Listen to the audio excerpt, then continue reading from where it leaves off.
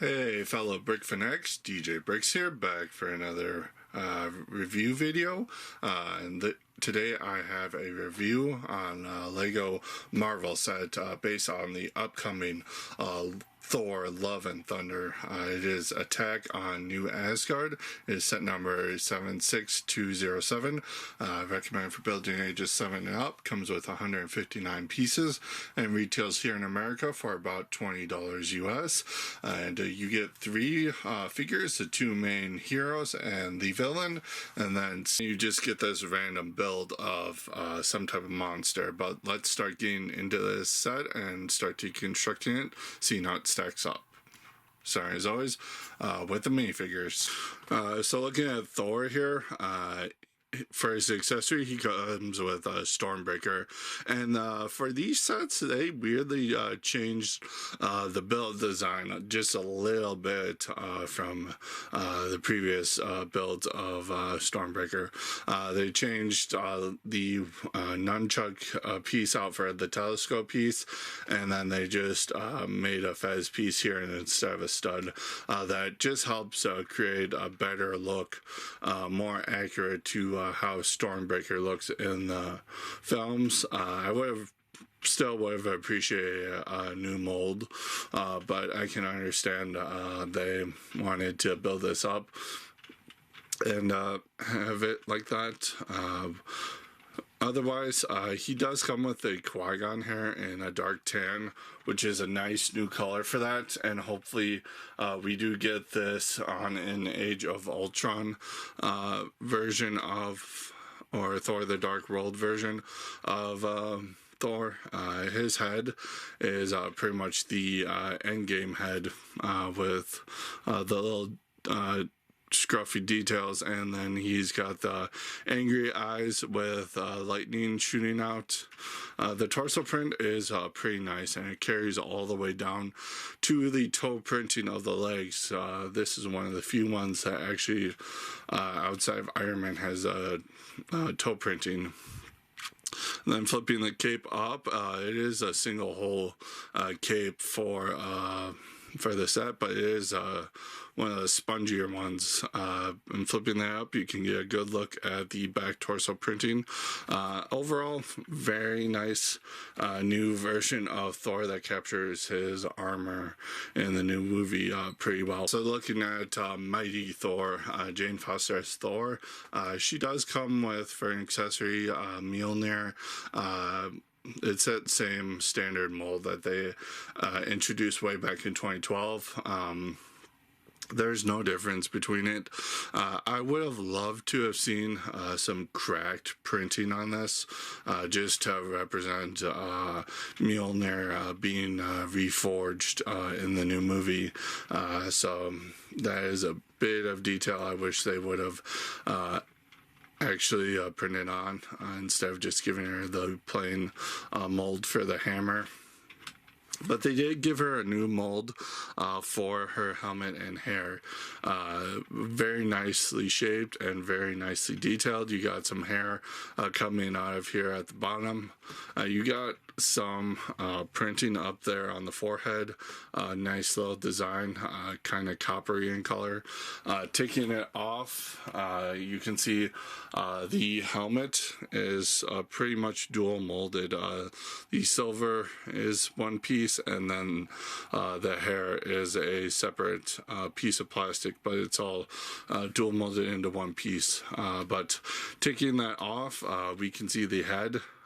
It is reuse. It is the Jyn Erso head, reused for Natalie Portman. I mean, it kind of works. It's just generic enough to work for Natalie Portman's likeness, but I would have loved to have seen a new face that actually captures her better, particularly because the Star Wars ones have the mole that's on her face actually printed there, and is really better done. But moving on to the torso, very nicely printed, very accurate to what we've seen so far in the trailers for the new movie.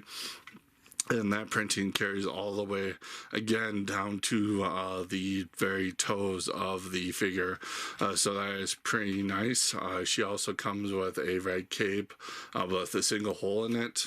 Flipping that up, you can see you got some nice back torso detailing of her costume, just the back layers of the armor, and you can't really putting that helmet back on. That cape does not.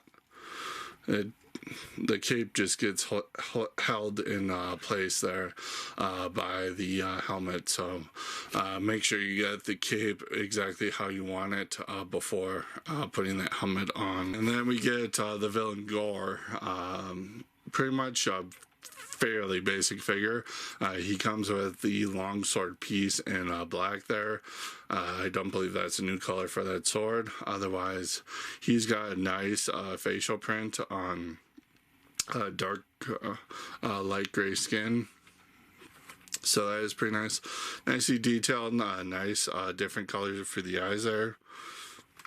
Nice front torso printing, showing like wraps of whatever clothing he has. It kind of makes him look like a mummy. And then going to the back, you have some more printing on the back of the head, which I was not expecting, and that is pretty nice. And then you just get the back torso print for the detail of his robes. I would have loved to have seen some leg printing showing even more of his robes or something, but they did a very good job of translating this character into Lego. So looking at the main build, this is the only thing that you build for the set, actually. The Lego.com description refers to this as a shadow monster that is summoned by Gore. The build wise, it's pretty basic. It's just uses a couple of snot techniques, especially for the neck here, and all the barbs are kind of attached on the side there. That is the only real part of the build that I didn't have that much fondness for building, is putting all those barbs in. Just with stiffness of the parts, those barbs did not want to go into those rounded plates with the studs, hole in the studs there. It does rely on stickers to a point.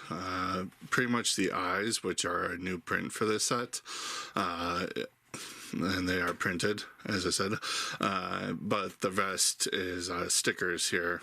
You have 3 in total that are pretty much the exact same down there, and then the mouth is a sticker. You have a nice combination of some green and brown and black used throughout this build that does make this look pretty nice. You have some nice detail. You have some vine part usage here. You have what looks like a mustache with these 2 pieces here. You use the bat wing pieces there. They're kind of loose, so watch out for that.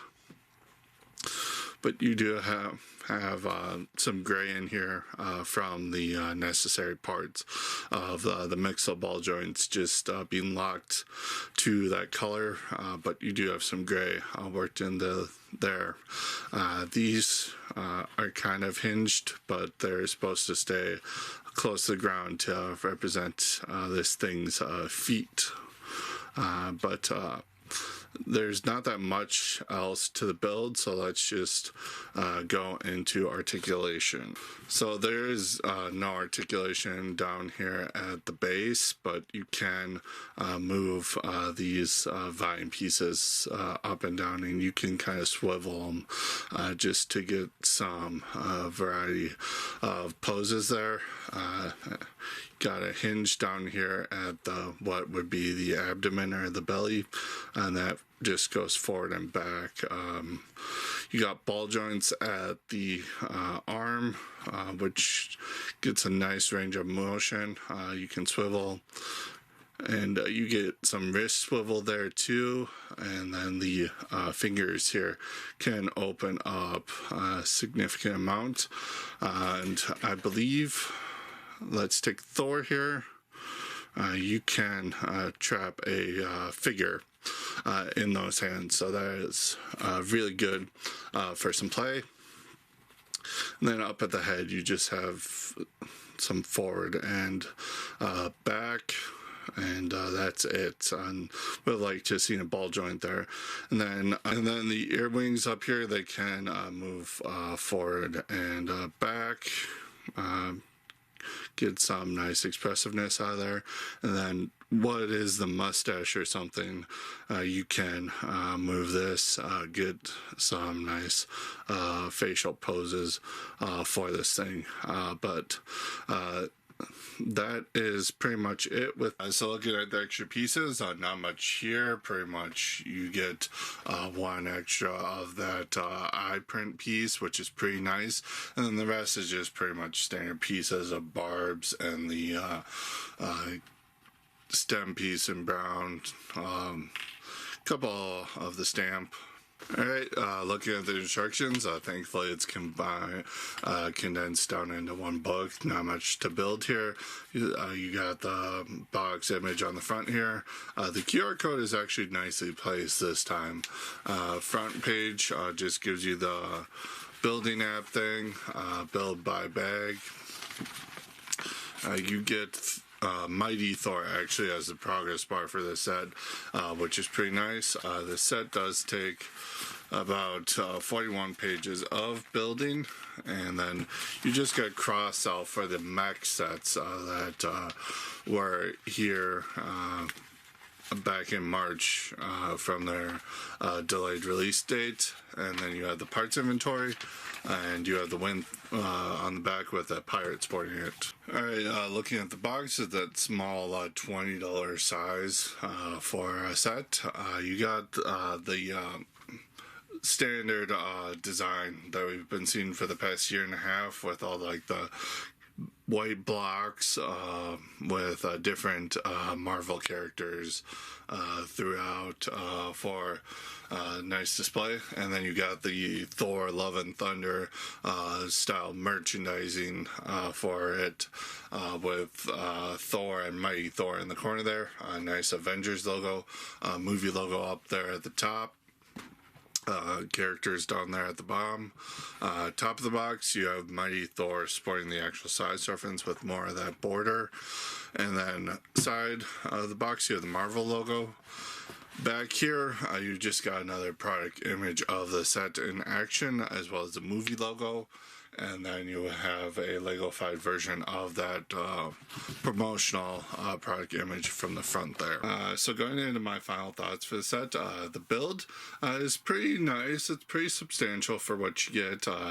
It's highly questionable of if this is even in the new movie. Of course, it hasn't come out yet. So this very may be something Lego just made up just to give us another set. They do that quite frequently with these upcoming movies.